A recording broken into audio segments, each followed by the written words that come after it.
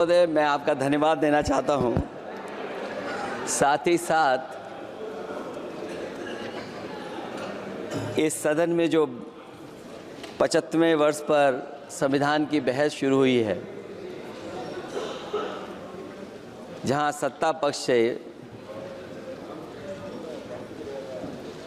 माननीय रक्षा मंत्री जी उन्होंने अपनी बात रखी। अभी कांग्रेस पार्टी की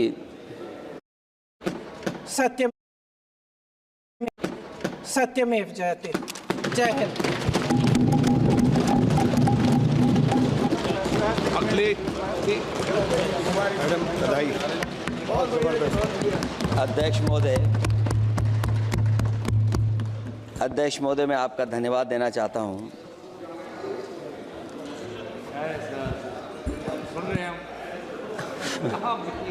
अध्यक्ष महोदय, मैं आपका धन्यवाद देना चाहता हूं। साथ ही साथ इस सदन में जो 75वें वर्ष पर संविधान की बहस शुरू हुई है, जहां सत्ता पक्ष से माननीय रक्षा मंत्री जी उन्होंने अपनी बात रखी। अभी कांग्रेस पार्टी की नवनिर्वाचित सांसद उन्होंने अपनी बात रखी। उसके बाद अध्यक्ष महोदय मुझे बोलने का मौका मिल रहा है।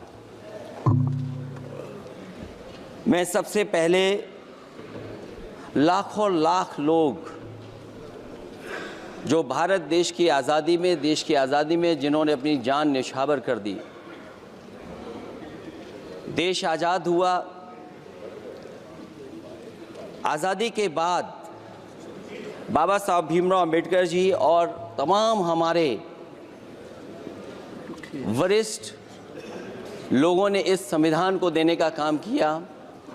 मैं उनको याद करने के साथ साथ जो आज 13 तारीख जिस दिन हम आप सदन में बैठे हैं, एक ऐसी घटना घटी थी, अगर उस समय सुरक्षा कर्मियों ने अपनी सूझबूझ के साथ, बहादुरी और साहस के साथ अगर उन आतंकवादियों को मुकाबला न किया होता, तो हमारे देश के बहुत सारे महत्वपूर्ण नेता जो उस समय सदन में थे, न जाने क्या परिस्थिति बनती।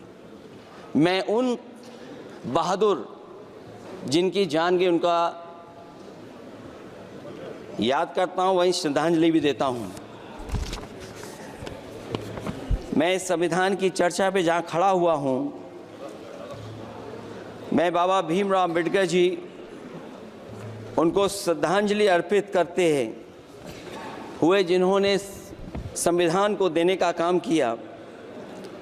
हमारा संविधान जो तैयार हुआ है, उनकी प्रबुद्ध दृष्टि का परिणाम है कि हमारे पास न्याय, स्वतंत्रता, समानता और बंधुत्व के सिद्धांतों पर आधारित एक महान संविधान हमें मिला है। भारत राज्यों का एक संघ है और हमें विविधता में एकता पर गर्व है। ये हमारा संविधान ही है जिसने भाषाई, क्षेत्रीय, धार्मिक और जातीय विविधता वाले हमारे देश को एक साथ रखा है। ये संविधान डॉक्टर अंबेडकर जी ने कहा था कि संविधान की सफलता इस पर निर्भर करेगी कि हम उसके अनुसार कैसे काम करते हैं। ये देखना है, विधायिका, कार्यपालिका और न्यायपालिका की जिम्मेदारी है कि इस महान देश का शासन हमारे संविधान में निहित उच्च सिद्धांतों के अनुसार चलाया जाए। डॉक्टर अंबेडकर ने कहा था, मैंने तो संविधान निर्माण का दायित्व बहिष्कृत वंचित वर्गों को अधिकार दिलाने के लिया है। ये वही संविधान है जो समय समय पर हमारा रक्षा कवच बनता है। अध्यक्ष महोदय, ये संविधान हमारी ढाल है, संविधान हमारी सुरक्षा है, संविधान हमें समय समय पर शक्ति देता है। संविधान ही देश की 90% शोषित, उपेक्षित पीड़ित वंचित जनता के अधिकारों का सच्चा संरक्षक है। ये संविधान ही हमारा बड़ा मददगार है। इसलिए ये हमारे जैसे लोग और देश के कमज़ोर लोगों के लिए और खासकर पीडीए के लिए संविधान की रक्षा जन्म मरण का विषय है। संविधान ही लोकतंत्र की प्राणवायु है और जहां बाबा साहब भीमराव अम्बेडकर जी ने इतना शानदार अच्छा संविधान दिया, वहीं डॉक्टर अम्बेडकर ने स्पष्ट कहा था, जो हमारे माननीय मंत्री जी ने भी सत्ता पक्ष से वो बात रखी और कहा था, संविधान कितना भी अच्छा हो, यदि उसे लागू करने वाले लोग अच्छे नहीं होंगे तो परिणाम अच्छे नहीं निकलेंगे। इसलिए अध्यक्ष महोदय, इस संविधान पर लगभग 75 वर्ष में के बाद भारत की संसद में फिर चर्चा हो रही है। मैं कई महत्वपूर्ण बिंदुओं पर अपनी बात को रखना चाहूँगा। अध्यक्ष महोदय, हमारे संविधान की प्रस्तावना संविधान का निचोड़ है। सरकार के उद्देश्यों और लक्ष्यों को स्पष्ट उल्लेख है प्रस्तावना में। मैं प्रारंभ करता हूं संपूर्ण प्रभुत्व संपन्न समाजवादी धर्मप्रिय लोकतांत्रिक गणराज्य से। आज अध्यक्ष जी, सीमाओं की रक्षा करना संप्रभु का प्रथम कर्तव्य है। और अध्यक्ष महोदय, जिस देश की सीमाओं की सुरक्षा में जहां पर समय समय पर सेंध लगती हो, और हमारे माननीय मंत्री जी बेहतर जानते होंगे कि कई जगह पर हमारी सीमाएं सिकुड़ रही हैं। हमारे संसदीय मंत्री राज्य अरुणाचल प्रदेश में चीन के बिल्कुल बगल में रहते हैं। अध्यक्ष महोदय ये जानते होंगे कि हमारे पड़ोस में कितने गांव बस गए हैं, न जाने कितना वहां पर गांव की तरह घर बसा दिए गए हैं। लद्दाख की तरफ अभी दोनों देशों की सेनाएं पीछे हटी हैं। हम अपनी सीमा में ही पीछे हटे हैं और चीन जो हमारी सीमा में अंदर आ गई थी, वो हमारी सीमाओं से ही आंशिक रूप से पीछे हटी है। और अध्यक्ष महोदय, उस सीमा के पास एक रिजांगला मेमोरियल बना था। हमारे सरकार के लोग ये जानते होंगे कि जिस समय ये बात उठी लद्दाख को लेकर के, उस रिजांगला के मेमोरियल को तोड़ दिया गया। आज वो रिजांगला मेमोरियल वहां नहीं है। और उस लड़ाई के लिए अध्यक्ष महोदय, हमारी फौज के लिए कहा गया था कि हमारी वो बहादुर फौज है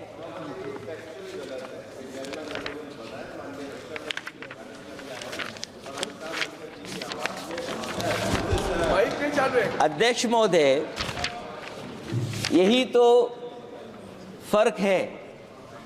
कहां पर था, कहां पर बना अब।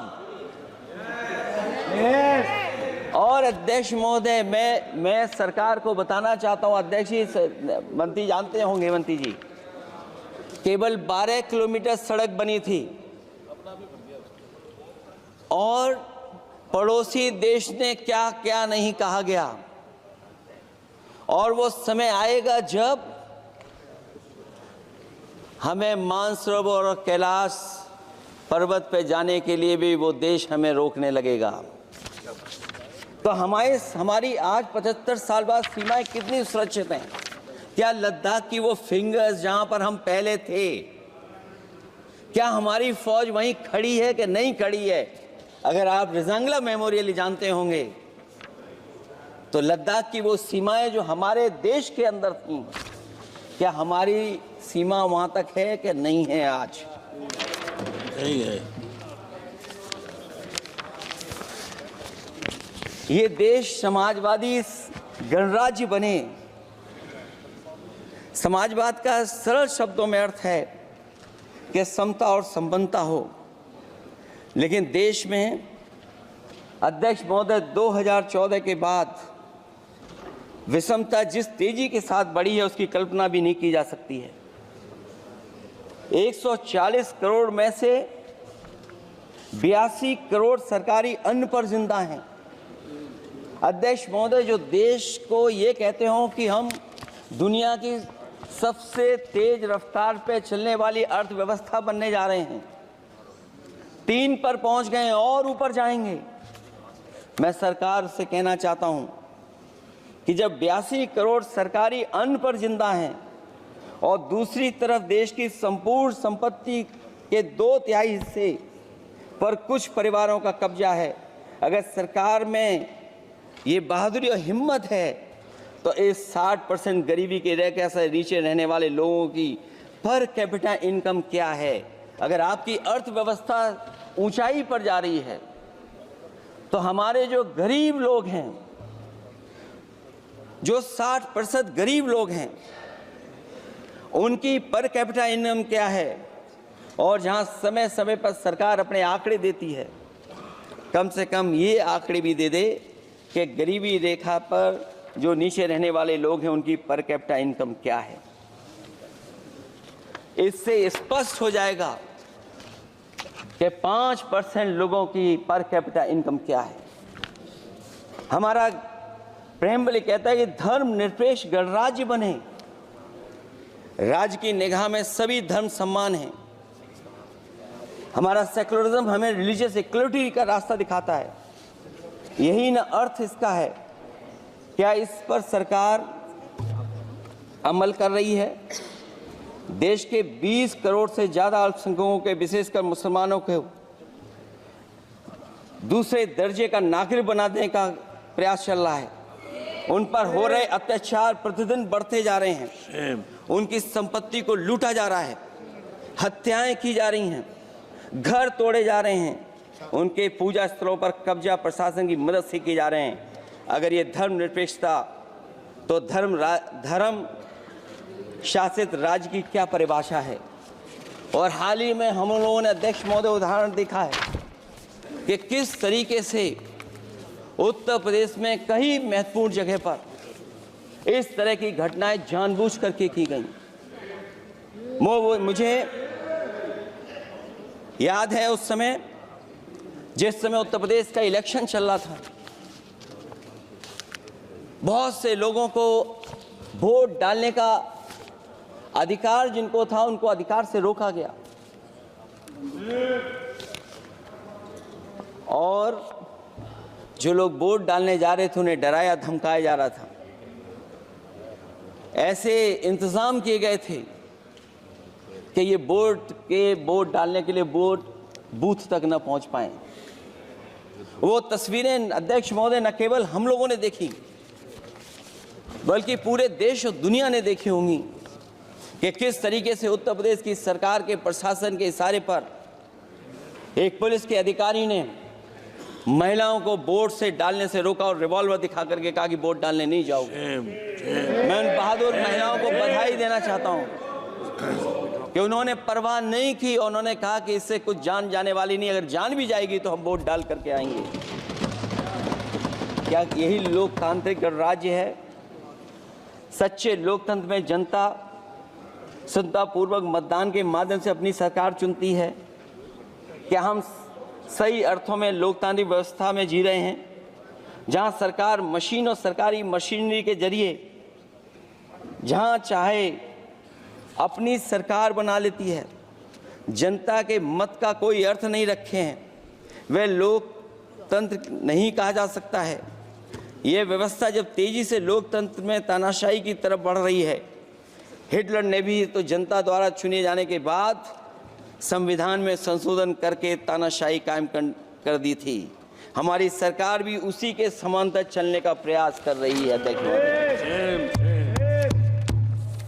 प्रस्तावना में अध्यक्ष महोदय सामाजिक, आर्थिक और राजनीतिक न्याय दिलाने की बात है। अध्यक्ष महोदय, मैं जब सरकार की तरफ से माननीय मंत्री जी को सुन रहा था, उन्होंने जाति जनगणना को लेकर के कहा कि जाति जनगणना कराना चाहे तो करा लें। हम लोग तो उस पक्ष के धर लोग हैं, अगर आप करा सकते हैं तो आप कराइए। नहीं अध्यक्ष महोदय, जब कभी भी हम लोगों को मौका मिलेगा तो जाति जनगणना कराने का काम हम लोग करेंगे। सामाजिक न्याय समाज के अनुसूचित जाति, अनुसूचित जनजाति और अन्य पिछड़े वर्गों को न्याय दिलाने का बड़ा असर आरक्षण था, उसे समाप्त कर दिया गया है। आउटसोर्सिंग और कॉन्ट्रैक्ट बेसिस पर थोड़ी बहुत नौकरियां जो दी जा रही हैं, उनमें दलितों और पिछड़ों का कोई आरक्षण नहीं है। शिक्षण संस्थाओं और विश्वविद्यालय में प्रोफेसर्स और वाइस चांसलर के चयन के समय इनके आगे लिख दिया जाता है, एक नया शब्द का इजाद हुआ, NFS, नॉट फाउंड सुटेबल। सरकारी उपक्रम भेज दिए, प्राइवेट उपक्रमों में कोई आरक्षण नहीं है।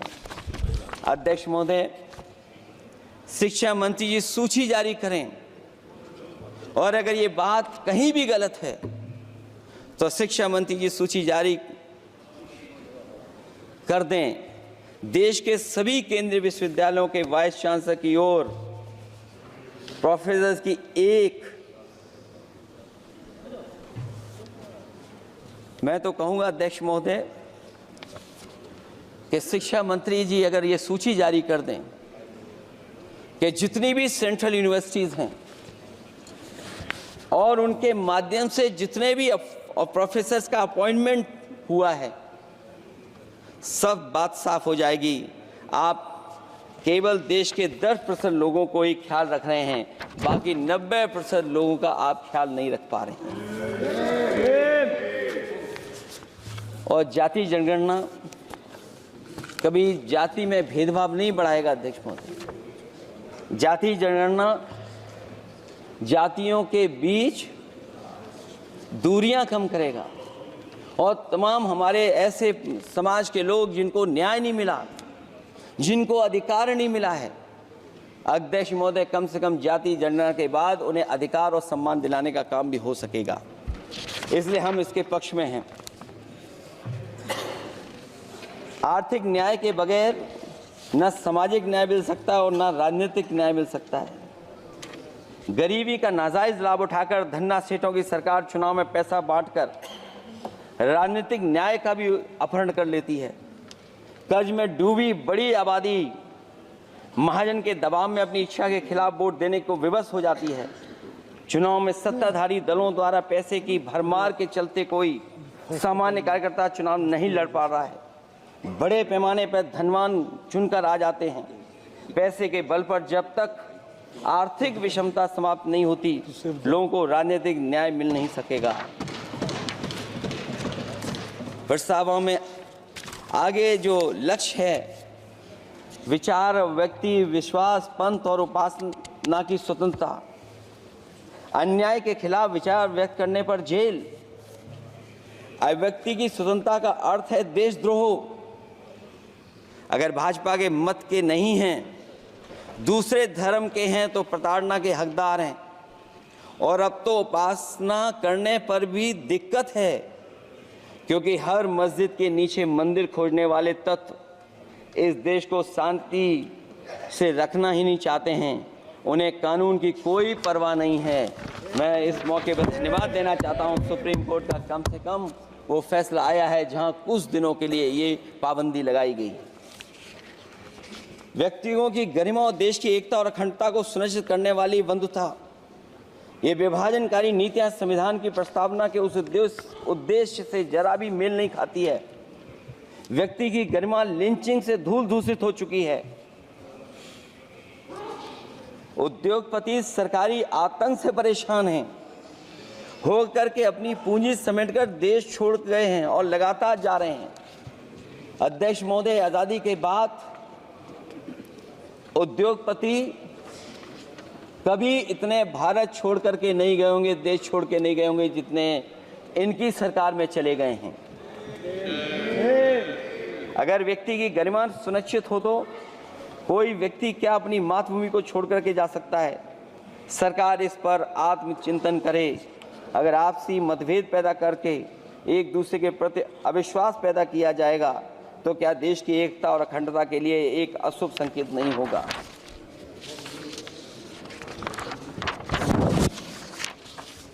अध्यक्ष महोदय, आर्टिकल 14 कानून के समक्ष समानता, भारत के अंदर किसी भी व्यक्ति को राज्य कानून के समक्ष समानता को डिनाई नहीं कर सकता है। हो क्या रहा है, एक ही कानून कुछ लोगों के लिए अलग है और दूसरों के लिए अलग। अगर सत्ता पक्ष का व्यक्ति गेरुआ गमछा पहनकर अधिकारियों को गाली दे दे तो जी हजूरी और दूसरा न्याय मांगने जाए तो उसे लाठी। क्या ये अनुच्छेद 14 का अनुपालन हो रहा है? अध्यक्ष महोदय,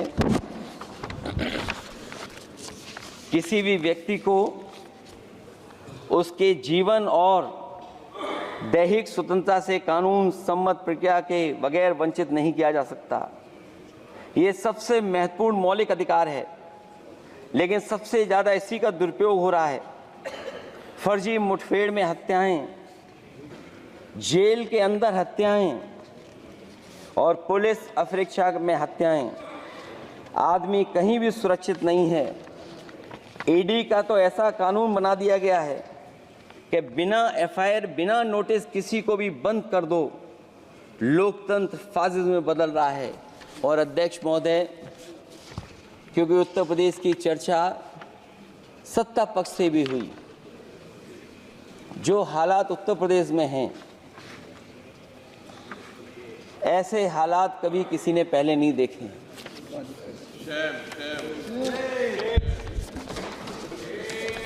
जहां पर कानून की समय समय पर धज्जियां उड़ रही हैं। और अध्यक्ष महोदय, केवल एक घटना नहीं मैं कहना चाहता हूं, ऐसी तमाम घटनाएं हैं जिनके बारे में मैं कह सकता हूं।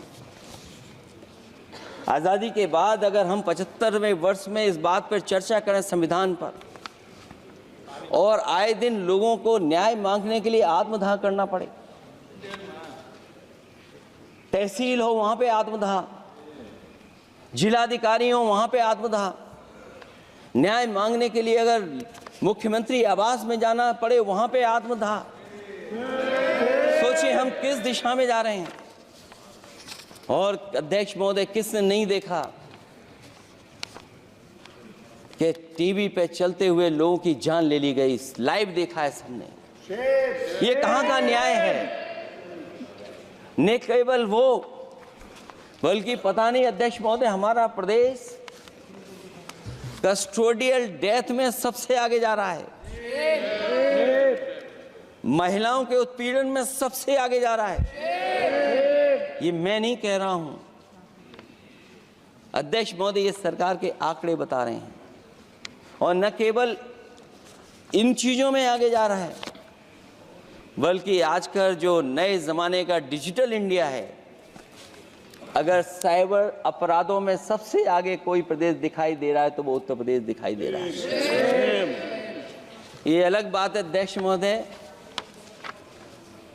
कि कभी कभी जो डबल इंजन की सरकार चलने वाले जो दावा करते थे, पहले इंजन टकराते थे, अब तो डब्बे भी टकराने लगे हैं। Double engine single driver. और होड़ लगी हुई है कि कभी किसी ने दिल्ली का रास्ता किसी माध्यम से अपनाया था, उसी रास्ते पे चल करके आगे बढ़ना चाहते हैं। इससे खराब इस लोकतंत्र में और क्या हो सकता है? जिन लोगों ने ये कहा हो कि हम नौकरियां दे देंगे, आज नौकरियां कहां हैं, रोजगार कहां हैं?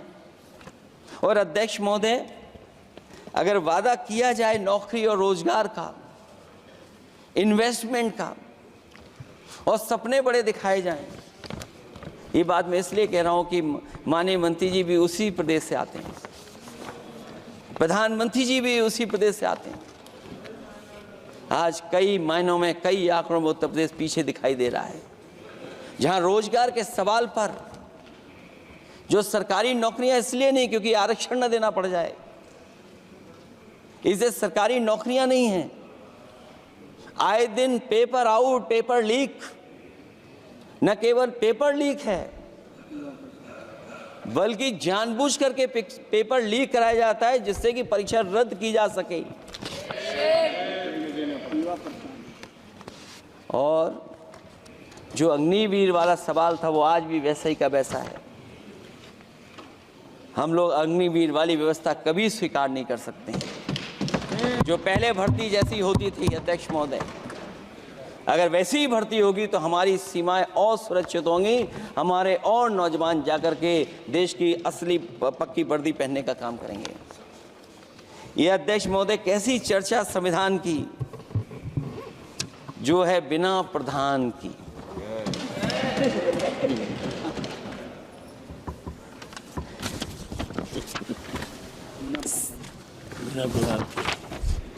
अध्यक्ष महोदय,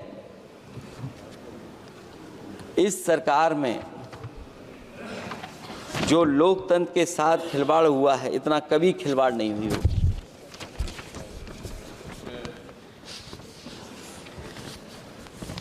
संविधान को परतंत्र बनाकर जो लोग राज करना चाहते हैं, उनके लिए आज़ादी का अमृतकाल सिर्फ एक जुमला है। और अंत में मैं सिर्फ एक ही बात कहना चाहता हूं कि संविधान बचेगा तो न्याय बचेगा, और न्याय बचेगा तभी सबको बराबर मान सम्मान, सबको बराबर मौके मिलेंगे, भेदभाव भी मिटेगा। और भेदभाव का भाव भी इसलिए आज फिर से संविधान को बचाने के लिए एक और करो या मरो आंदोलन की ज़रूरत है।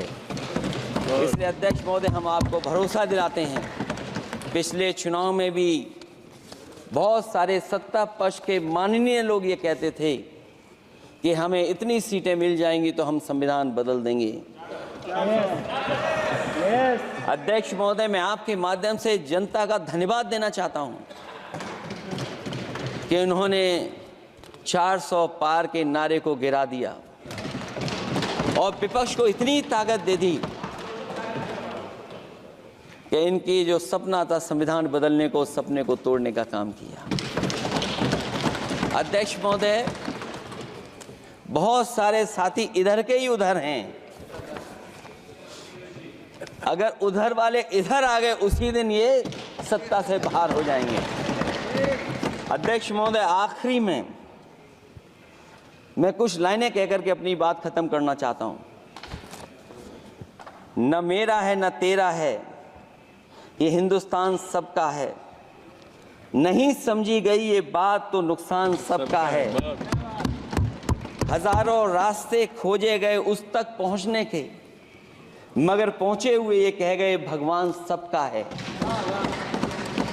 जो इसमें मिल गई नदियां वो दिखाई नहीं देती महासागर बनाने में, मगर एहसान सबका है।